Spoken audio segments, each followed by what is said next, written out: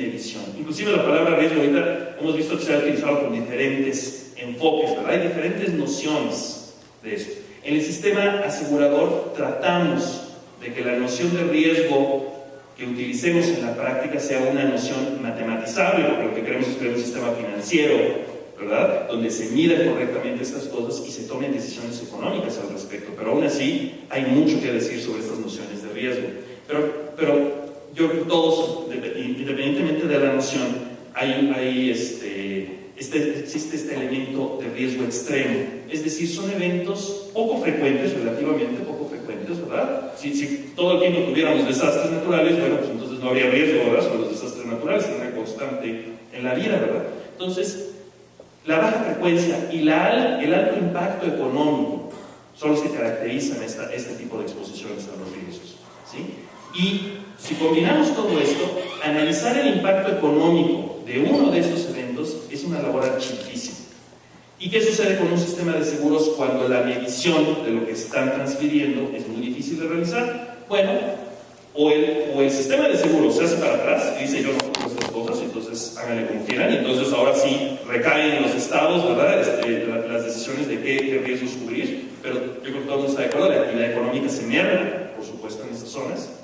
Y segundo, ¿qué puede ocurrir si las aseguradoras desean cubrir estos riesgos de difícil medición? Lo que necesitan es aportar capital, un montón de capital, ¿sí? Lo que se llama capacidad en el argot de seguros es en realidad la disponibilidad de capital para hacer frente a las incertidumbres inherentes a estos riesgos, ¿sí? Entonces, digamos, estos riesgos asociados a cambio climático en realidad son riesgos asociados a la movilidad del capital para estar asignados a estas actividades empresariales efectivas, ¿sí? Y bueno, ¿de dónde va a venir ese capital? Bueno, es el capital internacional, ¿sí?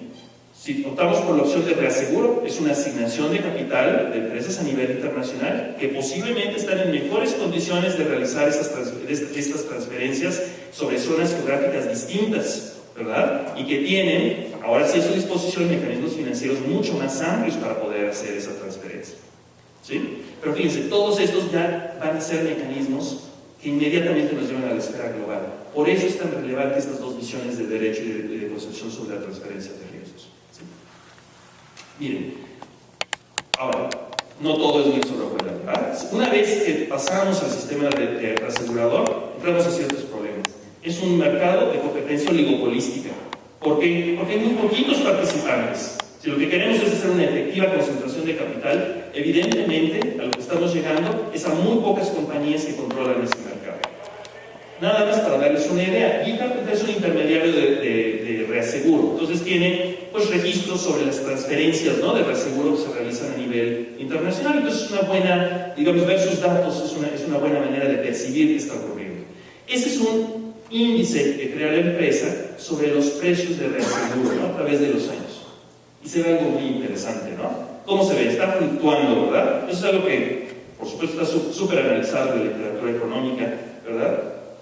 Y de entrada nos debería causar una cierta preocupación, ¿verdad? El que esté fluctuando los precios, ¿sí?, ¿qué nos está diciendo? Nos está diciendo que tal vez no estamos pudiendo ponerle un precio razonable a una misma exposición, ¿verdad? Nos dice también que este mercado de competencia oligopolística crea ciclos sobre los precios, ¿sí?, que tienen características muy indeseables. Vean, por ejemplo, los primeros de 91 a 92, ¿sí? Al inicio de los 90 tuvimos varios eventos naturales, sobre todo el huracán Andrew, que causó enormes pérdidas económicas. Eran pérdidas que las compañías no se esperaban. ¿Qué ocurrió inmediatamente? Las compañías se adaptaron, quintuplicaron precios. ¿Están de acuerdo? ¿Qué ocurrió? Que muchas compañías que necesitan estar aseguradas, pues vieron quintuplicado su gasto de reaseguro. Ni modo, ¿sí? ¿Qué ocurrió con las compañías? Pues sí, achicaron sus operaciones. ¿Están de acuerdo? También en ese momento se incentivó justamente por esa pérdida de capacidad, ese incremento desproporcionado en precios, se empezó la discusión de los mecanismos de transferencia, de los que va a hablar la doctora Rumbos en un momento, todos los derivados financieros, ¿sí? Esa fue el trigger que echó a andar toda esa discusión. Pero vean, después Se dice el mercado se empezó a suavizar. ¿Sí? ¿Qué quiere decir? Pues entraron en ese modelo de competencia oligopolística, empezaron a entrar en fricciones sobre precios, ¿verdad? Los precios fueron disminuyendo, ¿sí? Posiblemente por debajo de donde debían estar. Y otra vez, a la ocurrencia de la siguiente catástrofe, van para arriba. ¿Sí? ¿Por qué? Porque perciben eso.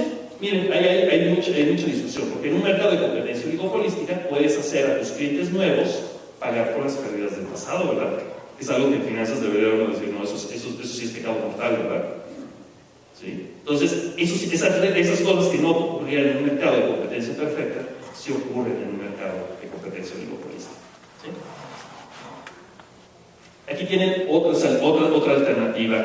Swiss Re, que es una de las aseguradoras más importantes. Ahora, las aseguradoras cambiaron mucho su perspectiva.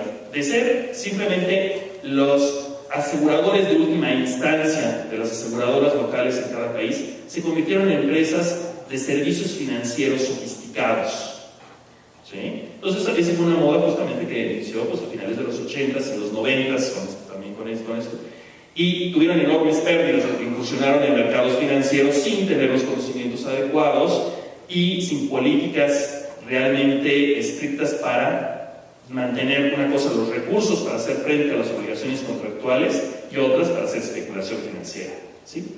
Pero esta aseguradora que también hace ciertas negociaciones principalmente sobre el mostrador, es decir, productos diseñados a la medida para las diferentes compañías, tienen entre uno de estos objetos, y la doctora Ramos va a hablar de eso con mayor detalle, los bonos catastróficos. Un bono catastrófico, piensen ustedes, un bono normal, ¿no? Donde yo recibo dinero y me comprometo a pagar los cupones del bono y el principal o de alguna fecha.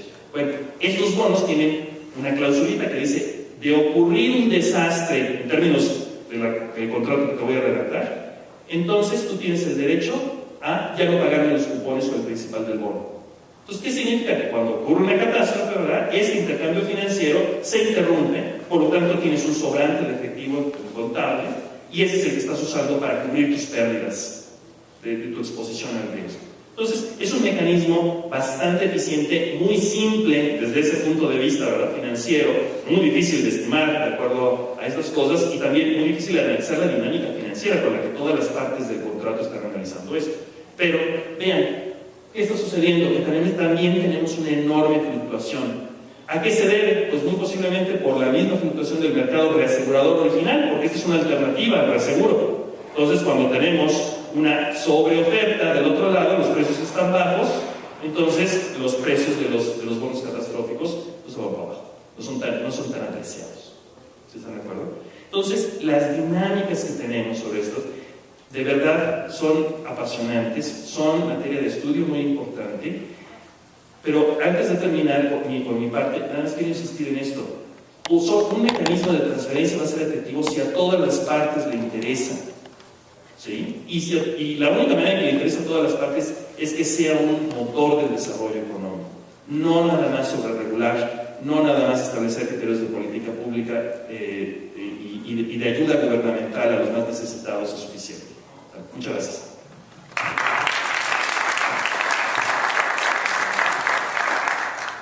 Aún no hemos terminado la segunda